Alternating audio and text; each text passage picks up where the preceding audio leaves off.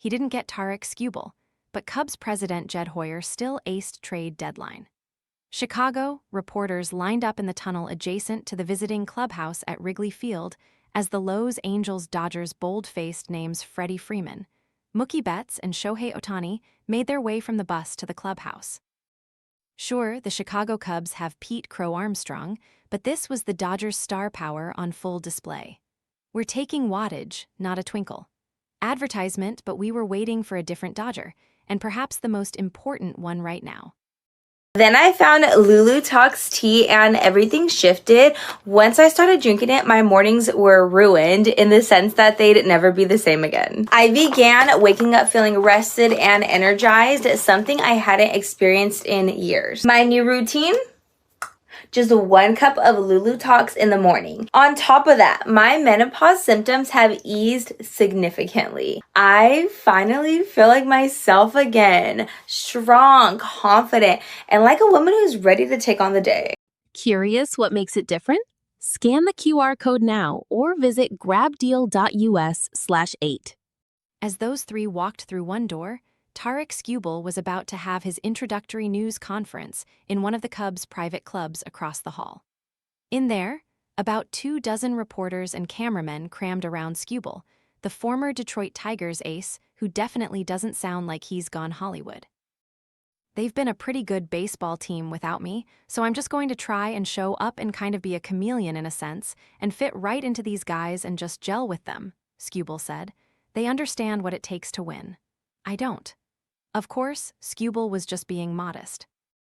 The Dodgers are the 2-time defending champs, but he's the 2-time defending American League Cy Young winner, the biggest prize of this year's trade market and the ensuing free agent market, whenever that is.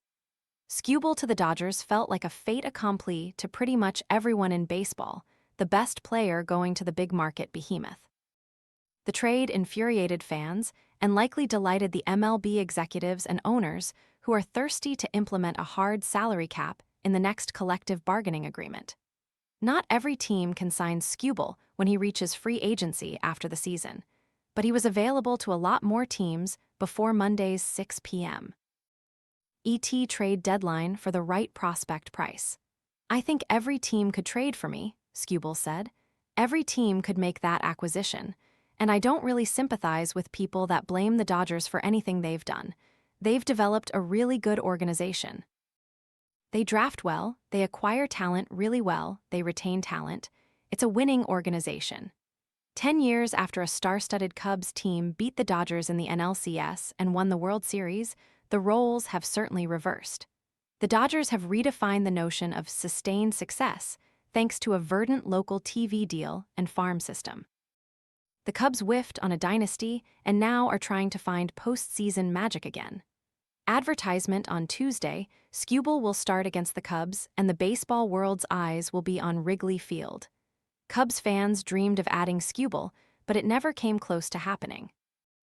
Neither did a Reed Detmers deal, despite what you read. Cubs president Jed Hoyer said he spoke with his former protege Scott Harris, who now has the same job in Detroit during the run-up to the deadline, but obviously they couldn't come to a deal. Ironically, the top prospect the Tigers acquired is a former Cubs farmhand, outfielder Zyhir Hope, whom Hoyer traded to Los Angeles for first baseman Michael Busch before the 2024 season. Skubal or not, Hoyer's Cubs are a near lock to make the playoffs despite a season filled with pitching injuries. So his needs at the deadline were obvious. "In some ways, we were as focused as I can remember in a deadline," Hoyer said. "It was very clear we needed to add pitching." In the last 2 days of the trading season, Hoyer landed rental starters Kevin Gausman and Clay Holmes, controllable pitchers Ryan Zephyr-John and Braxton Garrett, and backup outfielder Tyrone Taylor. Gausman and Holmes together could be more valuable than one Skubal.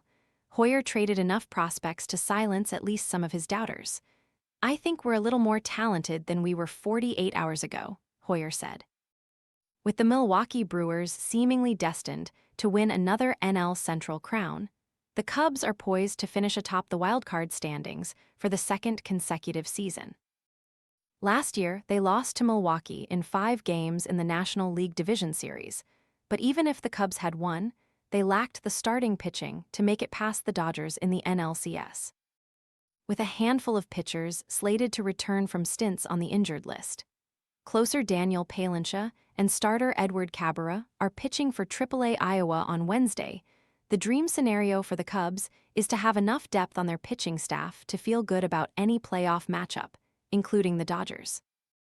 But we know pitchers will go down between now and then, and others will have to step up. Advertisement, it's just a lesson that you get taught every single year about starting pitching, Cubs manager Craig Counsell said. Hoyer added Cabrera and third baseman Alex Bregman in the offseason in hopes of putting the Cubs over the top in the division. They were hot early, but then came a rash of injuries and a 7-22 stretch from May 9 through June 10 that saw the Cubs go from 3-1-2 games up to 8 games back in the division. So now, they find themselves in an unenviable position as the fourth-best team in the National League. Probably not, but with these additions, the Cubs should reach the playoffs with little drama and perhaps be set up pretty well once they get there. The Dodgers are outliers in many ways, but in modern sports, it's extraordinarily difficult to repeat as champions, and they're gunning for MLB's first three-peat since the New York Yankees, 1998-2000. Skubal will be a major boon to those efforts. Clearly, they're going to be the favorites. They won 2 times in a row, Hoyer said. They've got the most talent in baseball. I don't think there's any question about that. It's a great challenge for everybody. I think going back-to-back is an incredible accomplishment. And I totally respect the fact that they really pushed in to do it 3 times in a row.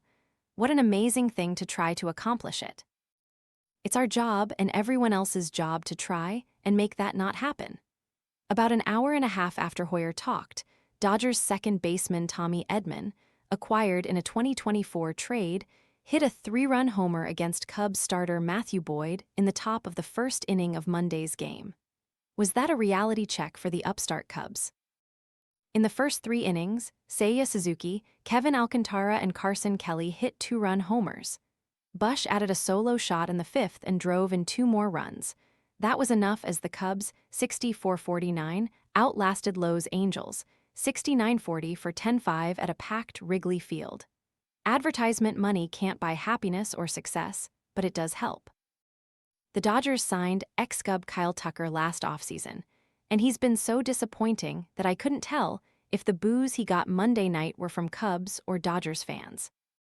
And while his massive deal, he's making $55 million this year in salary and signing bonus, won't hold the Dodgers back from spending more down the road, he also might not help the Dodgers this October. And that's what the trade deadline is all about, making moves for the present.